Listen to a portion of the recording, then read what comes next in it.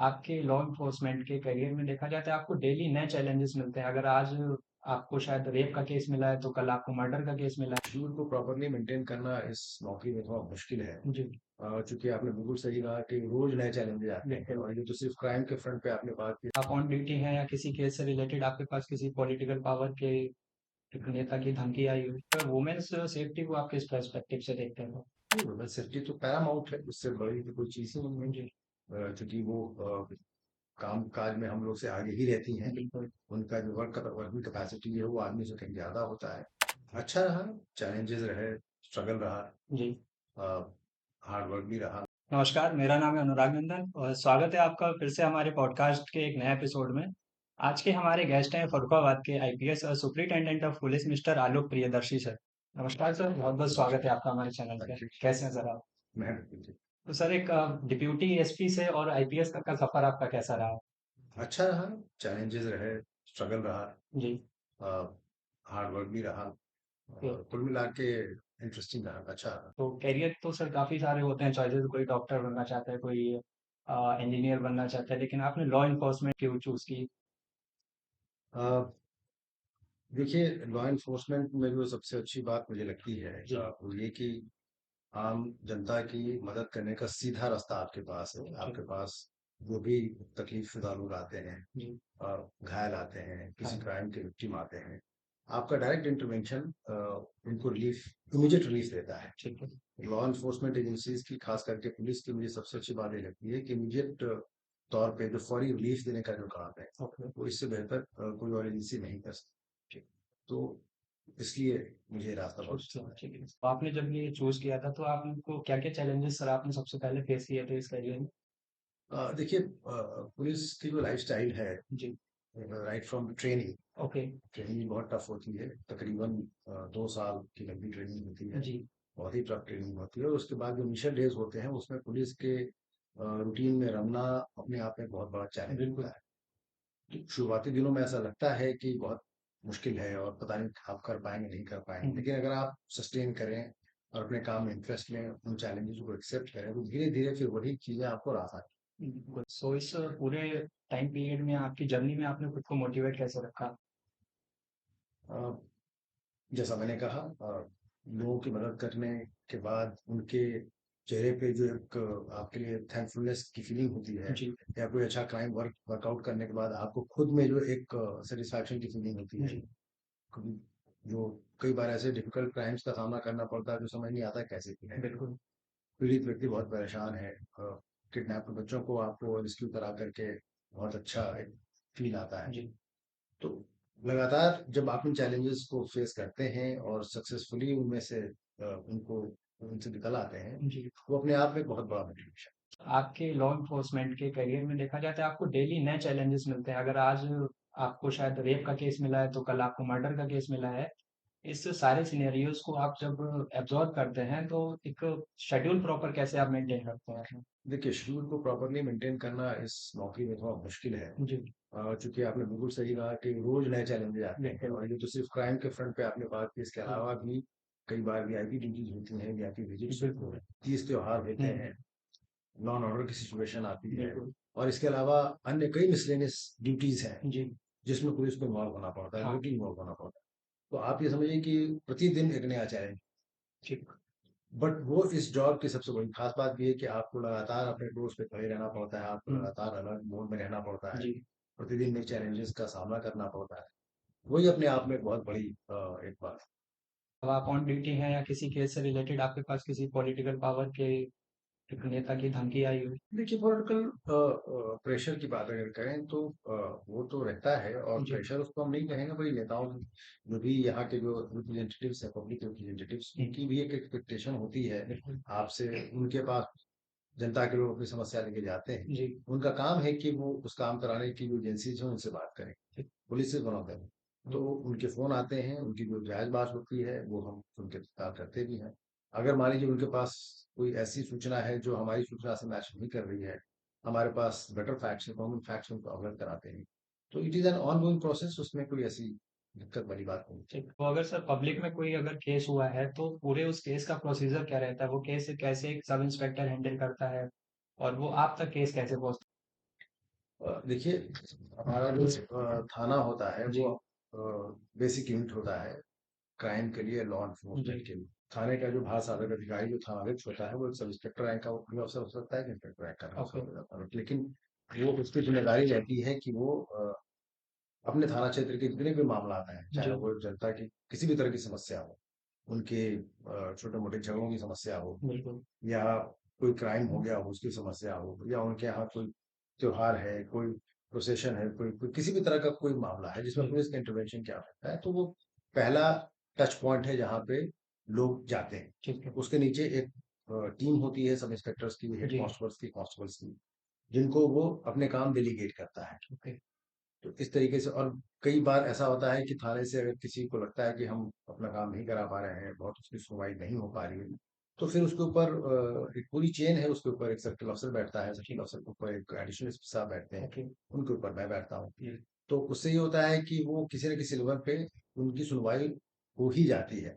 अगर उनको लगता है कहीं की सुनवाई नहीं होती, इवेंचुअली मैं बैठा हूँ और हमसे ऊपर के भी अधिकारी बैठे हैं, जी, तो आप तक वो अपने पीपल आर काम फ्री। पे हाँ, अगर उनको ओके, लगता है कि जनपद स्तर पे भी उनका काम नहीं हो रहा है जी, और उनका काम सही, तो ऊपर भी जाते हैं और वहां से फिर हम लोग को डायरेक्शन मिलते हैं। कई चीजें हम लोग के सामने फ्लैग नहीं हो पाती हैं, हुँ, ऊपर से कई बार बताया जाता है तो हम लोग को पता चलता है। तो ये तो चलता रहता है, और उसमें जैसे भी मामला ये है कि आपकी जानकारी में आना चाहिए। एक बार जी, जानकारी में आ गया तो police definitely act upon. Okay. एक रिसेंटली एक हैदराबाद में जो वुमेन के रेप का केस हुआ था, तब आप हरदोई में थे। तो एक आपके पास एक होटल का आपने केस किया था जिसमें एक 11 बजे कोई होटल लेडीज स्टाफ होटल का जी, उन्होंने हाँ, 12 बजे वो निकाला था। प्रकरण थोड़ा हाईलाइट हुआ था। उसमें बात ये थी कि हम लोग मीटिंग करके वापस आ रहे थे, जी, सर्दियों की रात थी मुझे याद है, और मैंने देखा कि एक अकेली महिला, और सड़क सुनसान थी, जी, करीब 10:30-11 का टाइम था, ओके, वो निकल के कहीं अकेले जा रही थी। तो मुझे थोड़ी ये फिक्र हुई कि भाई ये महिला अकेले जा रही है, पता नहीं कहाँ तक जाएगी, हुँ, इसके साथ कोई व्यक्ति नहीं है तो कोई हादसा ना हो जाए, क्योंकि वो दिमाग में चल रहा था कि उस समय ऐसी खबर हम लोग सुन के आए थे। ठीक, तो मैंने गाड़ी रोक करके उस महिला से पूछा, तो उसने ये बताया कि वो पास के किसी होटल से आ रही थी, वहां वो काम करती थी। ओके, तो मैंने उससे पूछा कि भाई आप इतनी रात में अकेले जा रही हैं, और जी, उनको वहां से करीब 10-12 किलोमीटर दूर का था, ठीक, कोई ट्रांसपोर्टेशन नहीं था उनके पास। तो उन्होंने कहा कि मैं तो अक्सर ऐसा करती हूँ। तो मैंने हुँ, कहा कि क्या होटल वाले आपको छुड़वाते नहीं है? उन्होंने कहा नहीं, जबकि ये मैंडेट है कि भाई रात में अगर महिला एम्प्लॉय आपके यहाँ कहीं जा रही है तो आप उसको कोई ना कोई स्कॉट देंगे, कोई ना कोई गाड़ी देंगे, ऐसे करेंगे। ठीक, तो फिर मैं उनको लेकर वापस होटल में गया और मैंने उनको कहा कि भाई ये बात बहुत गलत है। ये तो बाद में मैंने उसको कई जगह लागू कराने का भी प्रयास किया, कई जगह वो चला भी, कि अगर रात में कोई महिला, क्योंकि कई ऐसी जगह हैं जहाँ पे महिलाओं को देर रात की ड्यूटी से फुर्सत मिलती है। जी, तो मैंने कहा कि अगर इस तरह की कोई ड्यूटी आपने लगाई है जहाँ इनको रात को 10 साढ़े 10 के बाद घर जाना होता है, तो आपको ये इंश्योर करना चाहिए कि कोई मेल एम्प्लॉय, चाहे स्कूटर पर बिठा के छोड़ दे, मोटरसाइकिल पर बिठा के छोड़ दे, बिल्कुल, बट कोई ना कोई मेल एस्कॉर्ट उनके साथ होना चाहिए। ठीक। अकेले छोड़ना उचित नहीं। इस बात को लोगों ने अप्रिशिएट किया और कई जगह ये मॉडल लोगों ने फॉलो करने का प्रयास वुमेन्स सेफ्टी को आप किस पर्सपेक्टिव से देखते हो? किया। वुमेन सेफ्टी तो पैरामाउंट है, उससे बड़ी तो कोई चीज ही नहीं है। जी, क्योंकि वो काम काज में हम लोग से आगे ही रहती हैं। बिल्कुल, उनका जो वर्किंग कैपेसिटी है वो आदमी से कहीं ज्यादा होता है। बस ये अलग बात है कि फिजिकली थोड़ा वल्नरेबल होने की वजह से उनके साथ हादसा होने की संभावनाएं ज्यादा रहती हैं। हुँ, तो इसलिए उनकी सिक्योरिटी तो बहुत ही इंपॉर्टेंट बात है, और शासन की निगाह में भी ये बहुत ही हमारे जो मतलब बहुत ही इंपॉर्टेंट प्राइमरी टास्क है उनमें एक जी, है। और आप जानते हैं कि यहाँ पे महिला सशक्तिकरण के कई कार्यक्रम लगातार शासन की तरफ से जी। चलाए जाते हैं, जिसमें हम लोग भी डायरेक्टली पार्टिसिपेट करते हैं और प्रयास यही करते हैं कि उसमें हम लोग अच्छा रहे। सर अभी तक आपने जितने भी केसेस को फेस किया है, उनमें आपने कॉमन क्रिमिनल माइंडसेट क्या फिगर आउट किया है कि एक ऐसा माइंडसेट जो ज़्यादातर क्रिमिनल्स में होता है? देखिए, ऐसे तो जनरलाइज करना बहुत मुश्किल है। हर क्रिमिनल का माइंडसेट अलग अलग होता है, हर क्रिमिनल का मोटिवेशन अलग होता है, ओके, क्राइम करने का तरीका, क्राइम करने की वजहें भी अलग अलग होती जी, है। ब्रॉडली स्पीकिंग देखिए, दो तरह की कैटेगरी में हम बांट सकते हैं। एक तो वो प्रोफेशनल क्रिमिनल्स जो सिर्फ अपने फायदे के लिए क्राइम करते ठीक। हैं, और दूसरे उस तरह के भी अपराध हैं जो पैशन क्राइम्स को कहते हैं, जो आदमी अपने जुनून में किसी वजह से इमोशनली मोटिवेटेड होकर के मे बी कोई घटना कर देता है। Psycho killers type. नहीं नहीं, साइको किलर्स तो एक अलग ही कैटेगरी है। ठीक, साइको किलर्स कोई बहुत ब्रॉड कैटेगरी नहीं है। वंस इन वाइल ऐसा कभी आता है, ओके, पिक्चरों में आपको देखने को मिलता है, बट रियल जी, लाइफ में ऐसे साइको किलर्स कम देखने को मिलते हैं, कम देखने को मिलते हैं।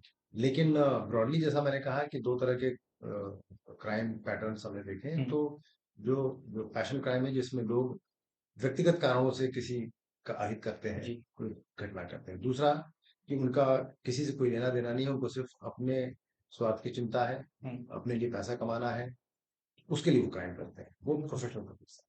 तो हम लोग के लिए प्रोफेशनल क्रिमिनल्स ज्यादा बड़े चैलेंजेस होते हैं, क्योंकि वो जितने भी चोरी, लूटपाट, डकैती, स्नैचिंग, इस तरह की घटनाएं होती हैं, जी गैंगस्टर्स हैं, बड़े जी गैंगस्टर, इन सब का, जो माफिया है, इन सब का कहीं ना कहीं से प्रोफेशनल लिंक रोल ही होता है। रहता है। उनके ऊपर हम लोग लगातार काम कर रहे हैं, शासन के निर्देशों पे।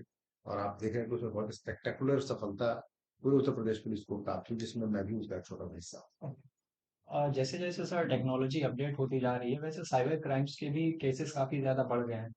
रिसेंटली अभी एक फ्रॉड चलता है जो आर्टिफिशियल इंटेलिजेंस का जो इन्वेंशन हुआ है वो पब्लिक की हेल्प के लिए हुआ है, लेकिन उस एआई का यूज करके वो रिलेटिव की वॉइस से लोगों से पैसा लेते, तो इस पर आपका क्या कहना है? देखिए, जो आर्टिफिशियल इंटेलिजेंस है वो अपने आप में बहुत बड़ा पावरफुल टूल है। ओके। कोई भी इस तरह का टूल अगर जनता की भलाई के लिए इस्तेमाल किया जाए तो उसका बहुत ज्यादा सदुपयोग हो सकता जी है। But at the same time, जैसे कहते हैं कि बहुत सारी शक्तियां दुधारी तलवार की तरह होती हैं, जी। अगर वो अपराधी उसको अपने हिसाब से इस्तेमाल करना चाहें तो जनता का बहुत अहित भी कर सकते हैं। ठीक। जिसका एक एग्जाम्पल अभी आप दे रहे हैं कि वो रिलेटिव की आवाज बना करके जी। पैसा एक्सटॉर्ट करते हैं। हमारे यहाँ एक साइबर थाना है, ओके। उसमें अच्छा खासा स्टाफ है, और सारे थानों में साइबर हेल्प डेस्क भी बनाया गया है। ओके। तो हम लोग प्रयास ये करते हैं कि जब भी कोई साइबर रिलेटेड फ्रॉड या साइबर रिलेटेड क्राइम का जब भी कोई इस तरह का मसला हमारे सामने आता है, जी। तो वो रेफर किया जाता है संबंधित थाने को, या अगर बड़ा मसला है तो साइबर थाने को। और उसमें प्रयास करके हम लोग उसको वर्कआउट करने का प्रयास करते हैं। ठीक। और किसी का पैसा अगर गया है तो बैंक को होल्ड कराने का प्रयास करते हैं। ठीक। और ये लगातार चलता रहता है, और कई बार अच्छे खासे क्रिमिनल्स पकड़े भी जाते हैं। सर आप ऐसे कुछ सजेशंस देना चाहेंगे जो पब्लिक खुद को सेव कर सके, कुछ ऐसे बेसिक की points?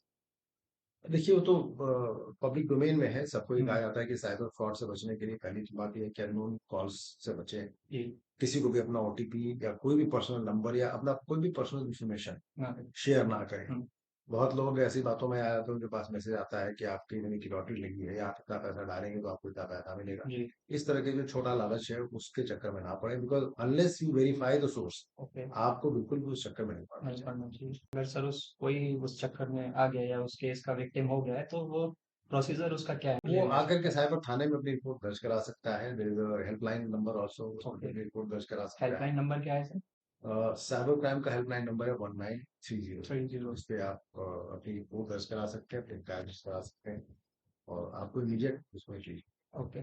So sir what are your concern to our youth?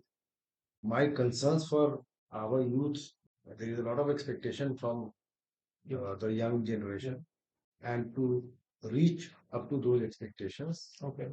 it is required of them to be very disciplined, to be to do well in their life, to study well, and to follow the right path.